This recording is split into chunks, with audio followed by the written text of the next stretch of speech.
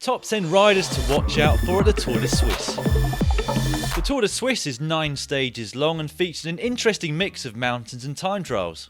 Many of the riders will use this as their final preparation for the Tour de France, so it will be a good indicator of who's on form at this crucial time of the season. Rui Costa. Rui Costa enjoys this race, having won the general classification 2 years in a row.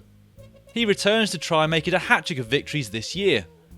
He'll target the rolling stages to make up time on his opponents, and his above-average time trialling abilities will come in handy over the parcours of the Tour de Suisse. Despite a lack of stage wins, second overall at Paris-Nice in March shows that he's looking pretty good.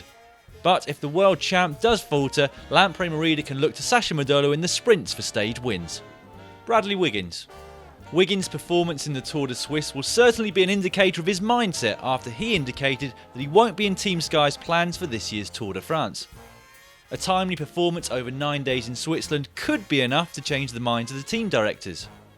In theory, the parcours should suit Wiggins nicely, with 2 time trials which he can use to gain a margin on his rivals. He will be aided by the likes of Dario Contador and Philippe Daignan through the mountains. Tony Martin. With Rigoberto Urán recovering from the Giro and Mikhail Kwiatkowski at the Dauphiné, there's licence to let Tony Martin take a legitimate shot at the GC. He's shown before that he can handle the short stage races, having won multiple editions of the Tour of Beijing and Volta au Algarve, as well as the Tour of Belgium, which he won for the 3rd consecutive year last month. Whether he'll hold up in the mountains remains to be seen, but if he can stay towards the front, he should be able to make up small losses in the 2 time trial stages. Thibaut Pinot. Thibaut Pinot will have his sights firmly set on the Tour in July, and at 24, this year could be the moment that he really breaks into the upper echelons of riders.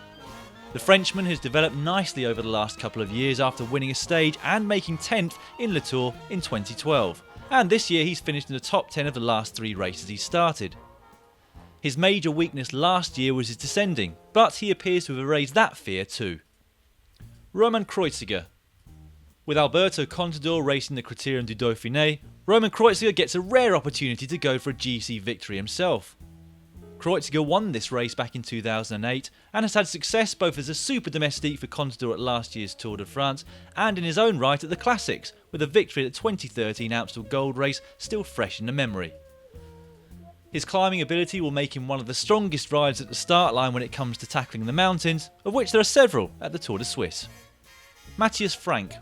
As a Swiss rider riding for a Swiss team, Matthias Frank might be feeling a lot of pressure at this race. But since making the move from BMC last season, the 27-year-old seems to be shouldering the new expectations well. He's managed to place 2nd at the Critérium International, 4th at the Tour de Romandie, and most recently a stage victory and 2nd overall at the Bayern-Rundfahrt.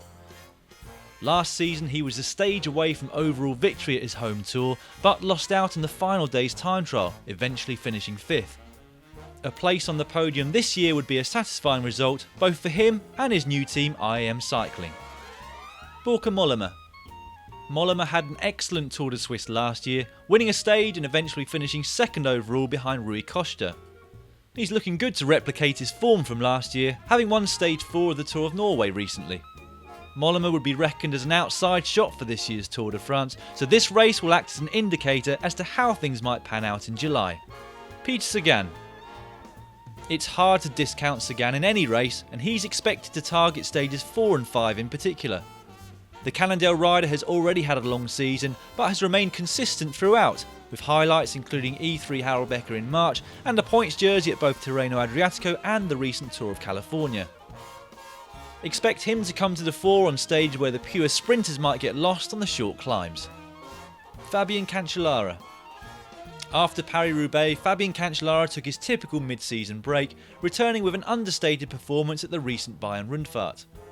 The Tour de Suisse is his home race, and one that he's won before.